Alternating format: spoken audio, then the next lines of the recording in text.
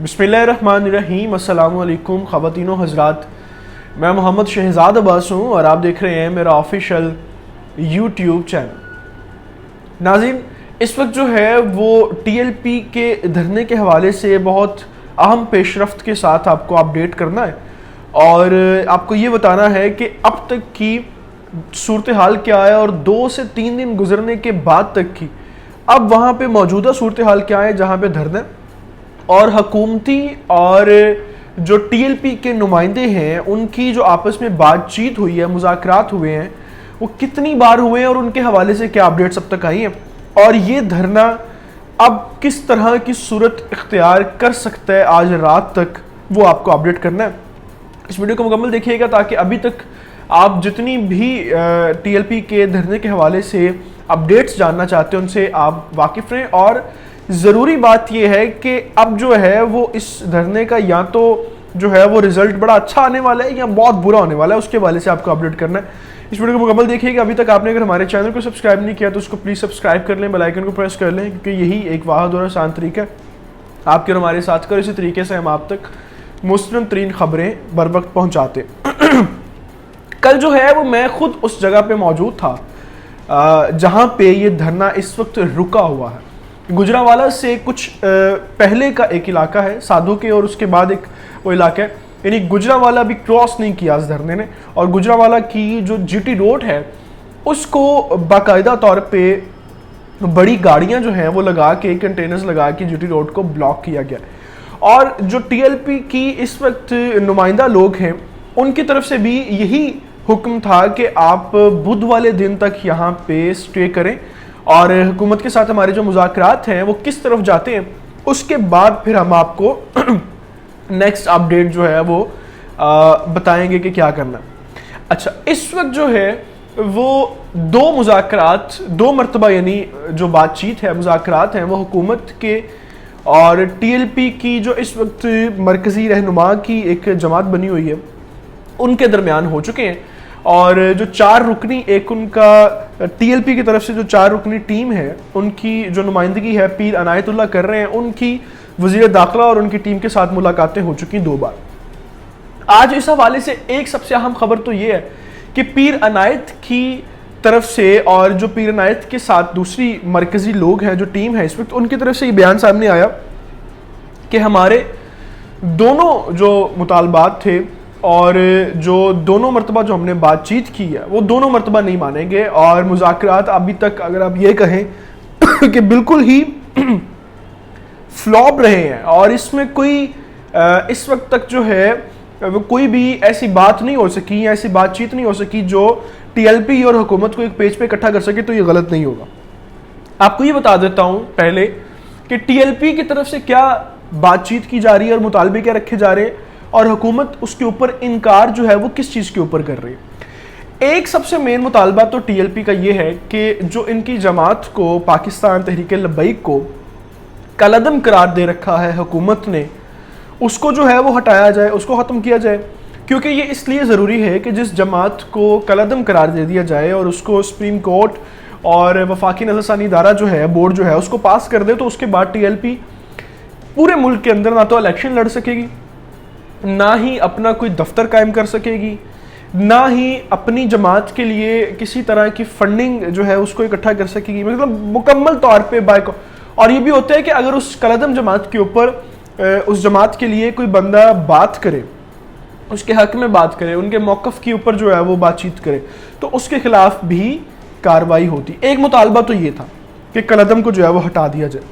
दूसरा मुतालबा ये है कि कोई 400 के करीब इस वक्त उनके कारकुन जो है वो ज़ेरे हिरासत हैं, उनको रिहा किया जाए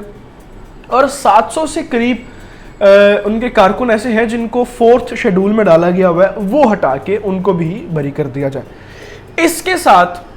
जो पुराने मुतालबात थे, यानी एक तो ये है कि साद रिजवी का जो कोर्ट फैसला कर चुकी है कि उनकी नज़रसानी, उनकी जो नज़रबंदी है उसको ख़त्म कर दिया जाए, उसको उस फैसले को माना जाए और साद रिजवी को रिहा किया जाए। और उसके साथ फ्रांस के सफ़ीर जो है उसके हवाले से जो बातचीत TLP की हुकूमत की है, ये मुतालबात सारे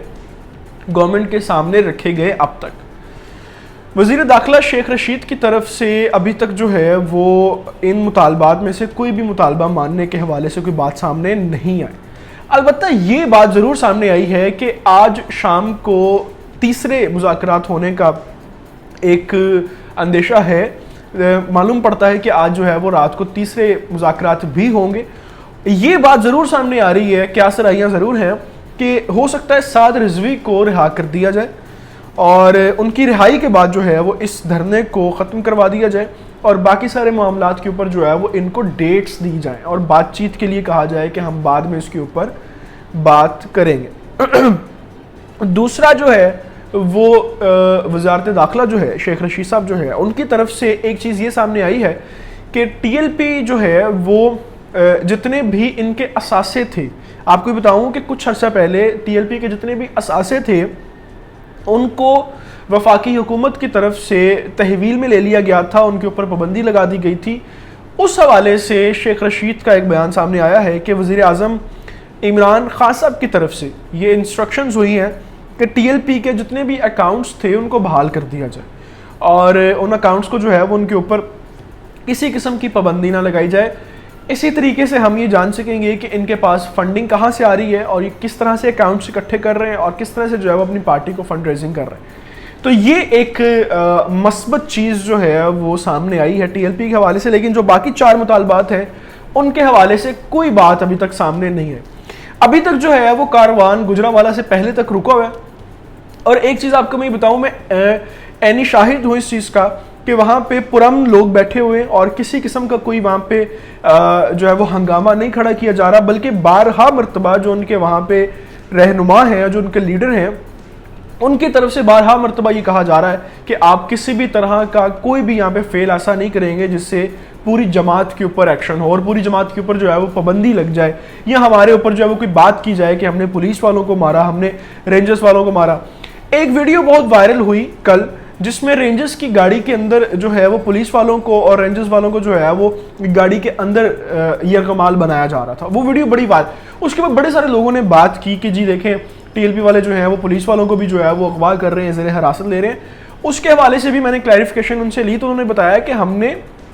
صرف ان کو یہ کہا کہ آپ اس گاڑی کے اندر موجود رہیں گے, آپ یہاں سے باہر نہیں آئیں گے, نہ ہم آپ کے اوپر کوئی ظلم کریں گے نہ آپ ہمارے اوپر کوئی اس طرح کا کوئی ایکشن کریں گے. اور اس کے اوپر کوئی جو ہے وہ ان کو کوئی ظلم نہیں کیا گیا, کوئی تشدد نہیں کیا گیا, ان کے اوپر لاٹھی چارج نہیں کیا گیا, کوئی ڈنڈے نہیں مارے گئے ان کو, بلکہ ان کی اپنی گاڑی کے اندر ہی ان کو کہا کہ آپ اپنی گاڑیوں کے اندر ہی موجود رہیں. آپ کو جب آپ باہر آئیں گے آپ آگے لاٹھی چارج کریں گے, ایکشن کا ری ایکشن ہوگا تو وہ صورتحال خطرناک بن جائے گی. معاملہ یہ تھا,